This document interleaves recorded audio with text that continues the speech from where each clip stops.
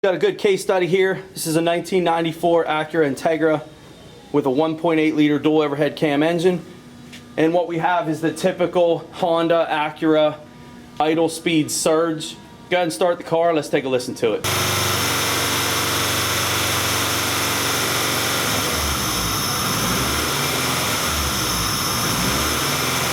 I'll just let that roll for a minute.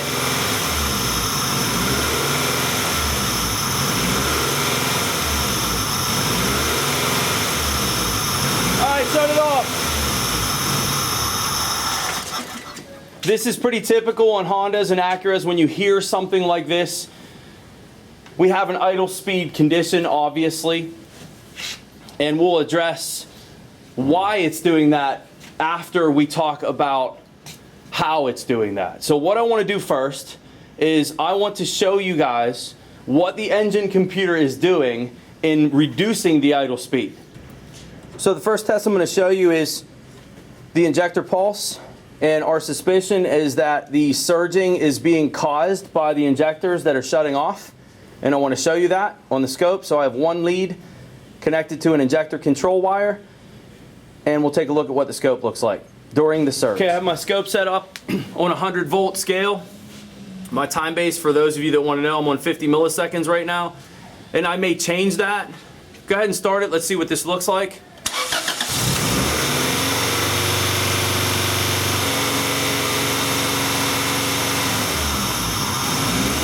You see the injector is actually turning on and off right there.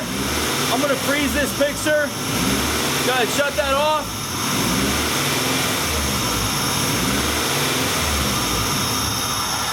Worst thing to do is try to hear me over a vehicle like this.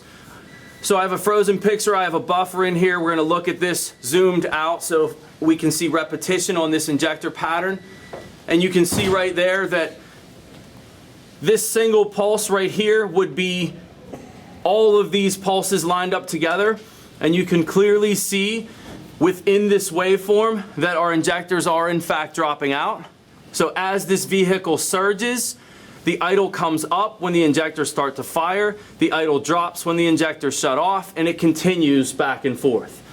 And what we know now about Hondas is when they surge like this, the computer is trying to reduce the idle speed by cutting injection pulse. This is unique to Honda, Acura. I haven't seen other vehicles that do this. When you have too high of an idle speed on another vehicle, that's just what you have. You might have a 2,900 RPM idle speed all the time. This particular vehicle, within the Honda programming, it is apparent that the injectors are shut down to prevent too high of an idle speed. So there's our surge, that's what's causing the surge. Now what we don't know right now yet is what's causing the high idle speed, but what we have addressed so far is why it surges from a high idle speed. The next thing I want to attempt to show is what is the computer doing with the electronic idle air control valve. There are two valves on this car. There is a cold fast idle valve that's mechanical, coolant controlled, and there is an electronic idle air control valve. Computer controls that. So I want to see what the computer's doing with this idle air control valve, the electronic one, next. Okay, here's a shot of the electronic valve. It's just to the right of the throttle body here. I have my green alligator clip already connected to the control wire. It's a 2-pin solenoid, power, fed, ground side switched. I'm on the control wire. We're going to look at what the computer is doing with this solenoid. What we're trying to find is the command for it. Is the computer trying to reduce the idle speed, or is the command to open the valve? Now, not knowing exactly what the commands are for this particular valve, this test might be a little bit misleading. Generally, what you find with ground side switched, duty cycle controlled solenoids like this one is we'll have a command of the on time will be small compared to the off time. So for example, a normal Honda command at idle with a normal idle speed might be around 30% duty cycle, and what you might find if the computer's trying to reduce this speed is maybe a 20% duty cycle. Again, this one isn't probably going to help us as much as we would like, but let's get a shot at what it looks like anyway. Go ahead and start the car.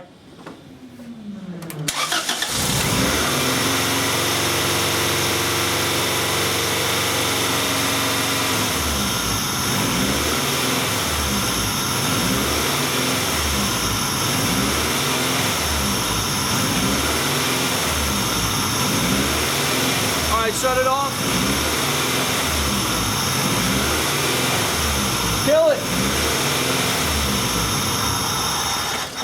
Okay, what you can see in this waveform is the computer is in control of it. A couple things. One would be the fact that the computer is able to switch it, and what you're looking at, this square wave, tells you the computer is in control of this idle air control valve. There's a lot of theory that goes behind this, but there's on time and off time within this, and the reason it is pulsed on and off is to control magnetic field strength.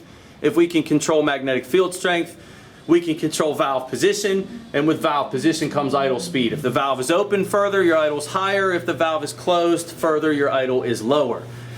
The on time is the low portion in this one. Notice how the off time is longer than the on time. So what that suggests is the computer is attempting to close this valve, not open it. I'm not sure what that percentage is. We can change our scales and get that. It's really not necessary that we do that, but I'll get you a shot of what the average duty cycle is on this next. I switched my scales up now, and what we're doing is graphing the duty cycle. So that low portion of the square wave in the last picture, what we're going to do is graph the average of that. Go ahead and start that for me, please.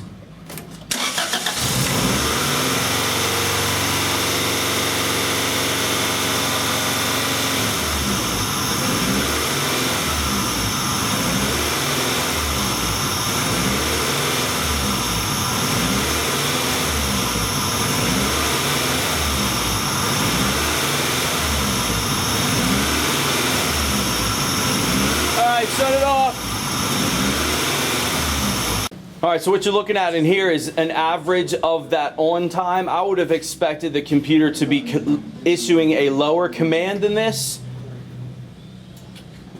And so, like I said, that's a little bit misleading in that, number one, we don't know what the commands are, and I'm not sure the operation of this valve. I know Ford's, for example, a 20% duty cycle would be a command to close the valve all the way, and a 60% duty cycle would be to open the valve all the way. This being a Honda, I don't know these numbers offhand, but at least gives you a little bit of an idea of control. So let's go back to the car now and talk about this car for a little bit. That when you hear surging like this on a Honda, on an Acura, generally what you have is a vacuum leak.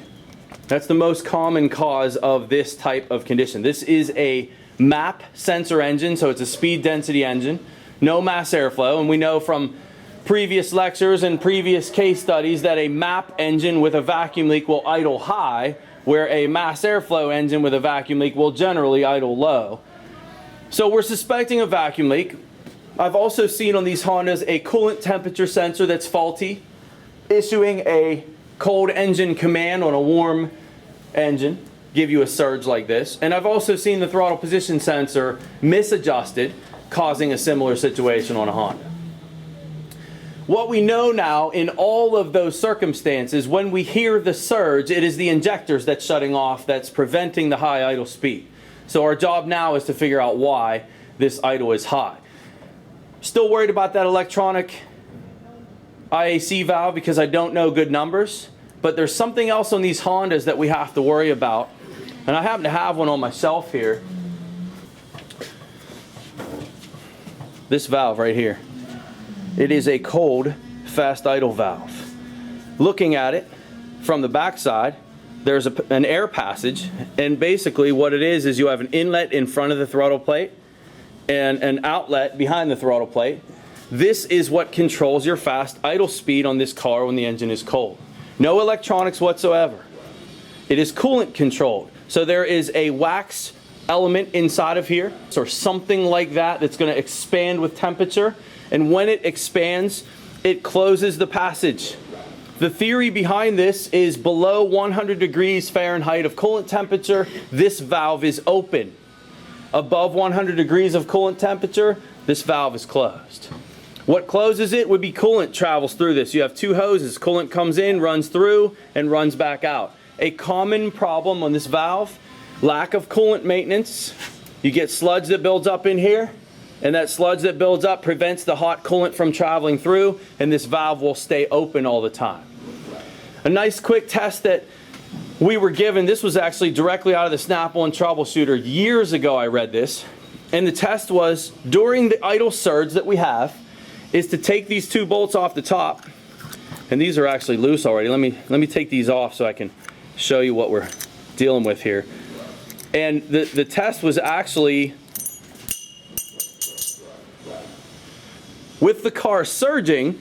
What you would do is you would put your finger over this hole right here, and if you put your finger over that hole and the idle would come down, then you knew that your problem was within this cold fast idle device. So a nice quick dirty test. And what you were doing was you were blocking off that air passage through and preventing that valve from adding additional air to the intake. Unfortunately on this car, it does have one of these, but unfortunately I can't get to this part to do this test. But I think what we can do is inside of the throttle body, block off the passage that feeds this side of the valve and basically do the same test. So we're going to do that next. Quick comment before I show you this test is the owner's complaint. Obviously you hear it, but I asked him about if it ever idles normal, and he did say after extended driving periods that the idle will come down to a normal range, and that points directly toward this cold fast idle valve and restrictions in that coolant passage. That's what our suspicions are. Again, let's go to that throttle body and I'll show it to you. Okay, here's a shot of your cold fast idle valve. This one's a little bit different design than what I just showed you. You actually have a coolant passage here, and it looks like it may come up here and run through maybe a little bit differently than what I'm used to seeing. But this is definitely a cold fast idle valve. And if you look inside the throttle body, you can actually see right here in this shot, there's a hole right here. And there's another hole that's up a little higher. See if we get you a shot of that one. There's two of them. So the upper hole, I'm pretty sure about this, I'm not 100% yet. It looks like the upper hole, that would be the inlet for the electronic idle air control valve, which is over here. That's this solenoid that's bolted to the side of the throttle body. It looks to me that that upper hole is for the electronic idle air control valve, and the lower hole would be my cold fast idle valve. And so what I want to do first is start the car, and I'm going to put my finger over the lower hole and we'll see how this thing idles. So go ahead and start that.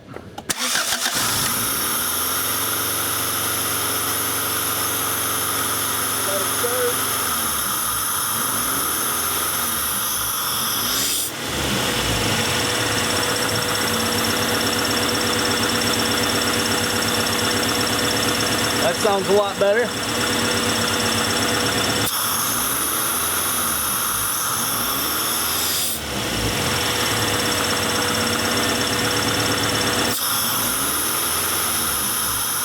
I'm going to plug the upper one now.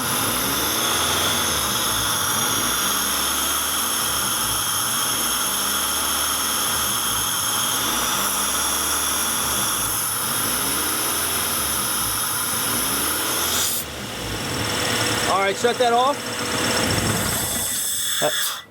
I don't know if you heard it in the video. When I plugged the upper one, it did come down a little bit, so we do have some airflow through that upper chamber. When I plugged the lower one, it was really good. Our idle came way down, so definitely our concern is this lower passage. I'm pretty sure that it's our cold fast idle valve. What we do know for sure is this is not a vacuum leak. Essentially what we have through our cold fast idle valve is a vacuum leak. And the computer is trying to reduce the idle speed, cutting the injector pulse. Our focus is going to go toward this cold fast idle valve next. Okay, just because I'm questioning this port inside of here and whether or not that is for my cold fast idle valve, we took the top off like I showed you in the one I had on my shelf. This one, I said we weren't able to, but actually we were. We took the cover off this side. It was two 8mm bolts, And what I'm going to do is put my finger over the end of this right here and see if we can make that idle speed drop again. So go ahead and start it.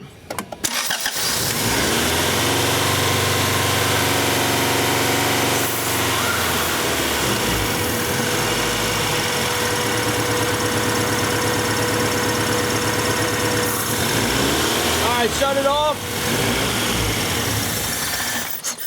So what we definitely know about this Honda is this cold fast idle valve is stuck open.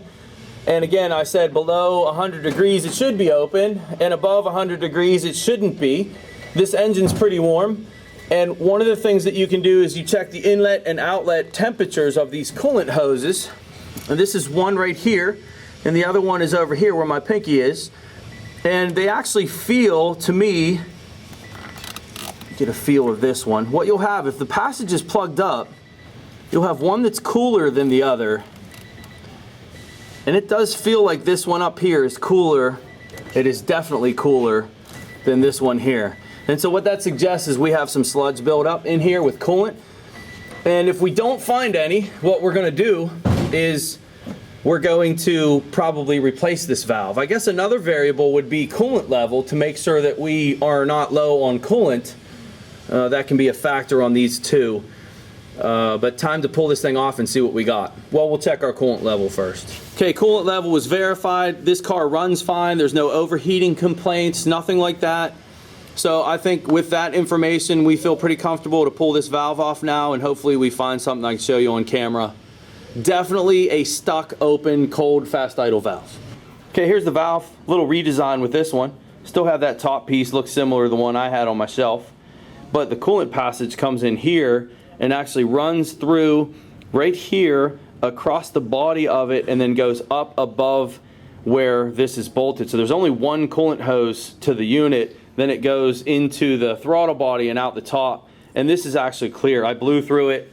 There's nothing wrong with the internals here like I've seen, so it's not a lack of coolant flow.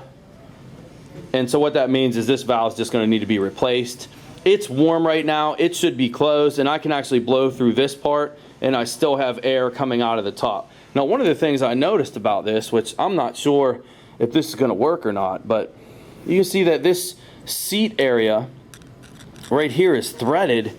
So that's this part here is the seat, and it actually turns. And what I don't know is, can I turn this?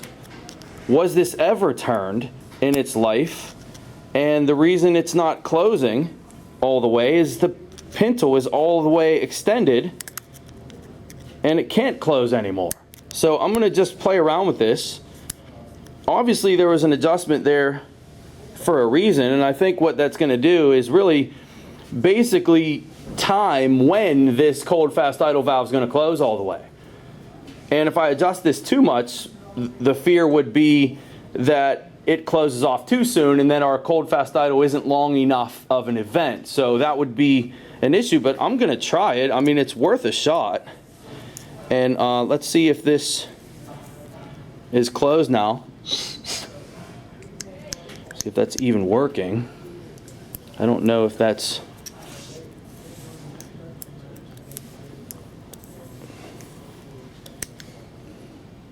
It's definitely seated more. You see the threads, like you can't see them anymore. It is closing off. This will definitely work. Now the problem is I don't know what to set this at. I don't know if maybe that worked its way out. I've never knew these to be adjustable. Can you hand me the one on my shelf over there? Let me eyeball that one. Where did I put that? I think I put the cap back on it too. Yeah, as I turn this,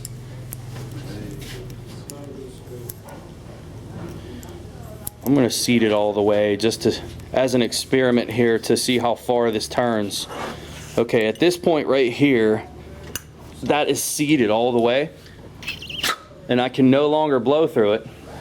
Take those screws out for me. This is adjustable. I'm not sure what the settings are. I think we could, okay, looking at this one, hold that one. Looking at the one that was on my shelf, you can see that that thing is seated all the way in there. And you know, you see the same kind of piece. Let's see if I can turn this one. Yes, I can. Huh, never knew that. Let's see how far down it was. So it was not seated all the way. Let's see how many turns I get. That was like 1. So I had like 1 full turn from being all the way seated. Let me see that one. That's how we'll set this one. Then you're gonna have to tell me how this car runs. See if you even have a cold fast idle tomorrow. That is now closed. I'm gonna go, we'll go 1 full turn out. It might have been a turn or a turn and a half.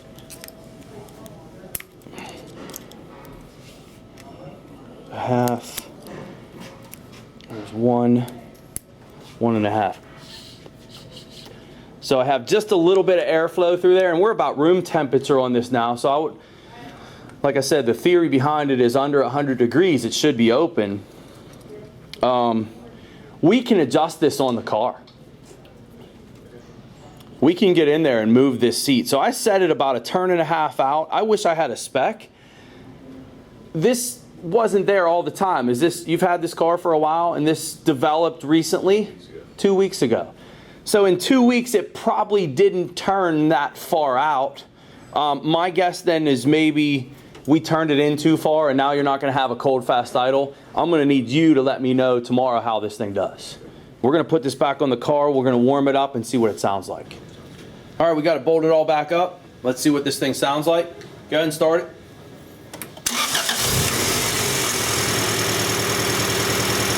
We'll let it run for a minute.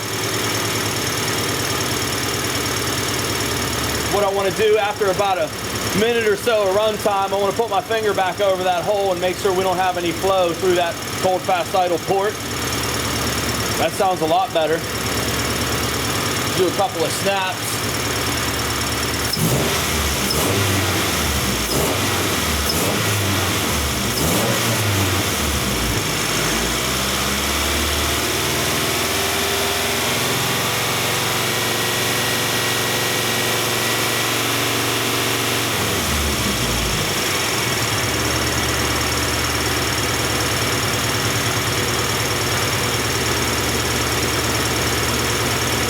Put my finger over that hole.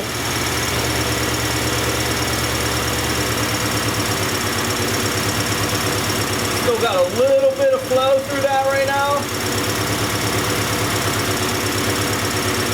This engine temperature, it's still pretty cold back here. We'll let it run for another minute. I don't think I mind that a little too much.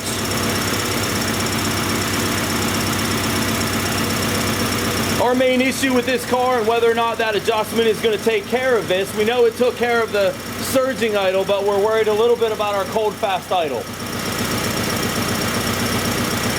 And on these designs for your cold fast idle, you needed both the electronic valve and the mechanical valve for proper control.